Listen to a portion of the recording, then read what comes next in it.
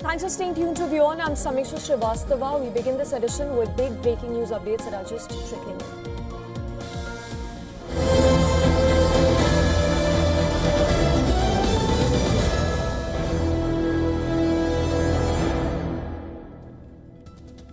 Well, the biggest story of this hour, President Donald Trump says that he's agreed to suspend bombing of Iran for 2 weeks as part of a ceasefire deal that's been reached upon if Tehran completely reopens the vital Strait of Hormuz, that is.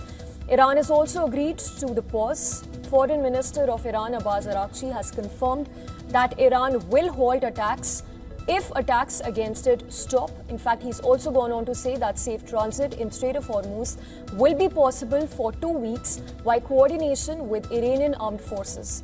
Also, the announcement came less than 2 hours ahead of a deadline to bomb Iran. The US president had set a deadline of 8 p.m. Washington time for a deal.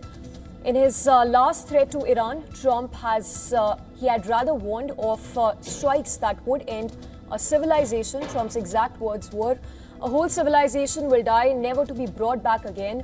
But just hours before the deadline, Trump took to social media platform to announce another pause.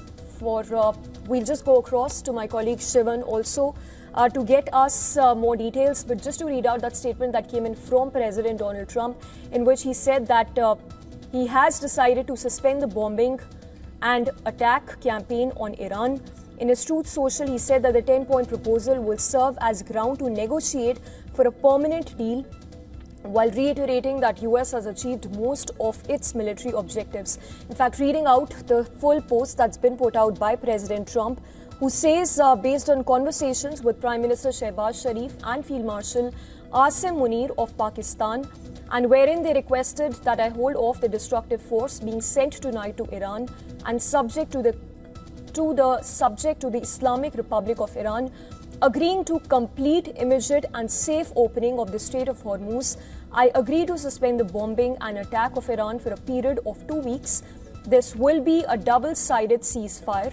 The reason for doing so, he says, is that we have already met and exceeded all military objectives and are very far along with a definite agreement concerning long-term peace with Iran and peace in the Middle East. He goes on to say, we received a 10-point proposal from Iran and believe it is a workable basis on which to negotiate. So Trump making it amply clear that there is a 10-point proposal that's been presented to him, and it's Pakistan that has played the role of mediator in the talks, the back-channel talks that have been happening between US and Iran. Trump even goes on to say, and I quote, the reason for doing so is that we've already met and exceeded all military objectives, as I mentioned. He says the military objectives are very far along with definite agreement concerning long-term peace with Iran, and that US received a 10-point proposal from Iran and believe it is a workable basis on which to negotiate.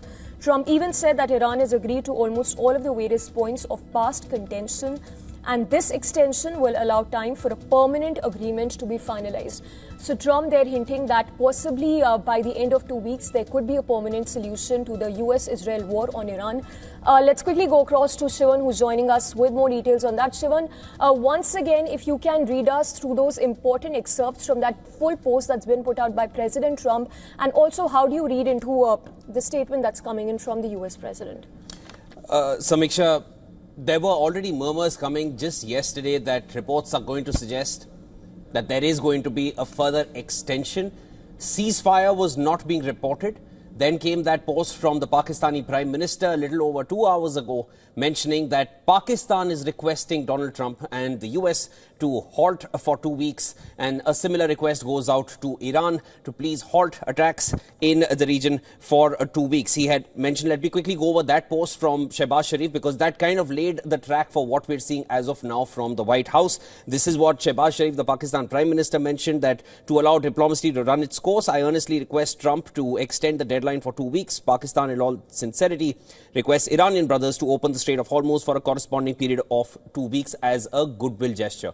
Now, how much this ceasefire is actually going to be effective will be seen in the Strait of Hormuz, whether Iran submits to this kind of a request. Because if Iran does not stop its attacks in the Strait of Hormuz, it clearly means that it's only US which has backed off from continuing the war for this period of 2 weeks. Soon after this post came Donald Trump's post, which you just read out for everybody, and he mentioned that there is based on conversations with Prime Minister Shehbaz Sharif and Field Marshal Asim Munir of Pakistan, wherein they requested that I hold off the destructive force being sent tonight to Iran. I am, and subject to the Islamic Republic of Iran agreeing to the complete, immediate and safe opening of Strait of Hormuz, I agree to suspend the bombing and attack of Iran for a period of 2 weeks. Now, he's also mentioning, this is what Trump is also saying, that this is subject to Iran also ensuring that the Strait of Hormuz is opened up completely, and that will result in this 2-week period. There are a lot of nuances. Let me quickly take the audiences through it. That post from Shehbaz Sharif, what you see on X, and this is, I'm asking anyone who's watching us right now, you can go over to X and you can take a look at that post. Under that post, you will find the last edited versions. Press on that. You will find the first 2 edited versions of that post. It's there from his official account. This is the Pakistani Prime Minister. The first post that was put out, it started with a line saying, this is a draft for Pakistan's Prime Minister's message on X. This is what the Pakistan Prime Minister is posting, and this is what the post starts with, Pakistan's PM message on X. Clearly, this seems like it has been written and sent to the Pakistani Prime Minister. But if this was sent by someone from his own country, they will not refer to him as Pakistan's Prime Minister. They'll simply call him Prime Minister. It's very simple parlance to understand. Where did this message come from? I would not like to speculate on that, but this is what it clearly hints. Then there comes a second version to that. In that first version, they do not mention, he did not tag the relevant accounts. In the second one, there were tags, and in those tags, you could see Donald Trump has been tagged, J.D. Vance has been tagged, Steve Witkoff is tagged, Marco Rubio is tagged, and then there are accounts from the Iranian administration, Dr. Pezeshkian, M.B. Ghalibaf, Arakchi, and so on. Then there comes a third version to that same post. And I'm breaking this down. Anyone can go and just compare the two. Nothing in that post changes. That language, which I quickly read out an excerpt of, that remained the same. But in the tags, on number 3, there was earlier Steve Witkoff. Number 4 was Marco Rubio. And then the final version of that tweet, which you can see most certainly as soon as you go on to Shehbaz Sharif's account, you find Marco Rubio tagged as number 3 and Steve Witkoff tagged as number 4. Now, it's just common sense. Who would really have a problem with the listings or the sequence of the tags unless it's perhaps someone affected by who comes first? Lest I read for the audience to decipher further. So that is the post that started it all, and then comes Donald Trump's post where they mention that, okay, and the first line, it starts, he attributes his decision to go in for that ceasefire, attributing it to the Pakistani leaders and Asim Munir, who's as prominent or more prominent than the Pakistani Prime Minister, and that's where it leads to. So that's what we are seeing right now. This was just about less than an hour or a little over an hour and a half before that time period, that 48-hour deadline, which eventually was the final deadline, was going to expire. Donald Trump had said there's going to be a civilizational end for Iran if they go in. J.D. Vance was in Hungary. He gave out a lot of statements that we have a lot of tools in our toolkit which we've not thought about exerting right now. There was a possible hint at nuclear options. Did not say it out loud, but toolkit, what we've not assumed. Again, it was a hint in that direction. Final warnings coming out from the US, and now they've backed off. We're waiting to understand more from the Iranian side, but what will eventually result in whether this 2-week ceasefire lasts or not is what happens in the Strait of Hormuz. Will Iran back off? Because they've been firing on all ends. Even while this statement came out, there were sirens blaring in Israel. Attacks have been continuing across the Gulf region. If none of that subsides, then it clearly means the US is the one who's backed off and Iran is very much in the fight. Because, Samiksha, I'm just repeating this. It's important to stress. All through these days leading up to where we are right now, Iran made one thing very clear. They don't want a temporary ceasefire. They want a permanent end to this war, and they want guarantees. None of this gives a guarantee to Iran, and none of this looks permanent.